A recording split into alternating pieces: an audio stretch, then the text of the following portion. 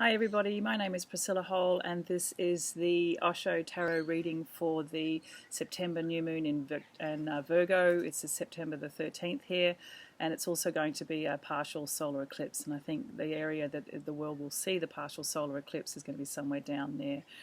The Antarctic, or certainly like the very southern tip of Argentina or something like that, I think. Anyway, yes, please don't quote me. I'm terrible with this sort of stuff. I think I know it, but in reality, it's lots of information that flies around. Doesn't mean I actually repeat it perfectly. So yes, this new moon is in Virgo, and this new moon is also about creating new projects and sowing the seeds for new projects in the Virgo, which is Earth, and that's about what projects would you like to create, what is it that you want to have new in your life, what would you like to sow the seeds of that you'd like to get the grounding for set up well and truly now, so that in 3 to 6 months time you have everything that you need. So this is the perfect time for it. Virgo's a perfect opportunity to get really deep into the nitty-gritty of things, like the fine-tuning, the details. It's easy to sort of start thinking about piles of things, but if you don't get the list out of the things you need to do and the details of what it is that's going to be required to create what you need, then it's going to be more challenging, because it'll be a lot of stuff floating around, and unless you get that down and out onto a piece of paper, or out and down I should say onto a piece of paper, and start creating some lists of little things that you might need to do or to collect or to get hold of, then it might be easy to overlook those little things, and now's the perfect time to tune in and get tight with that, with those sorts of details. So I'm going to draw a card today, and the card for the next 2 weeks-ish is guidance. So this is a beautiful card of being reminded essentially that yes, it's great to put down your lists, but the reality is too that we need to listen to our internal radar, so that we stay on track with the things that really matter. So yeah, even if it requires you writing out things that come to you when you do a meditation, afterwards, if you're sitting in meditation and you have lots of deep things that come up for you, afterwards it'll be a perfect time for you to actually sit down and actually write out all of the things that came to you while you're in your meditation, so that you don't forget them and you can stay on track with them and attend to those finer details.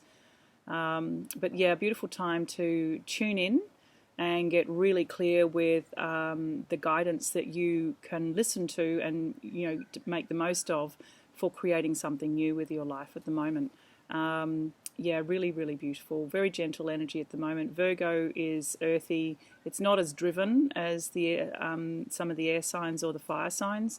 Certainly Aries and Gemini, they're quite pushy, strong energy, and Virgo is a lot more gentle, and sowing seeds, making the most of it, and listen really deeply to the intuitive guidance that we all have that comes from deep within ourselves. I did a beautiful meditation at a workshop yesterday, and it was about listening to the awakened one within, and I just loved it. It was a great reminder that we all have an awakened sense, part of ourselves that we don't often listen to, and it is time to tune into that and really listen to that. There's a lot of stuff going on energetically. People keep talking about how powerful the eclipse season is, and this is going to be the first of the eclipses today, with the solar eclipse. Solar eclipse being about the moon basically shadowing the sun as it passes across the sun, so that we don't get to see all of the sun for a portion of the day. It's not a total eclipse, so it doesn't mean that it's completely wiped out and we're going into a strange, eerie kind of energy. It's a lot more about some things that you think you know and understand are going to have the light dimmed a little bit on them, and but with the remaining light, maybe that can actually help shine light on what it is that needs to be addressed.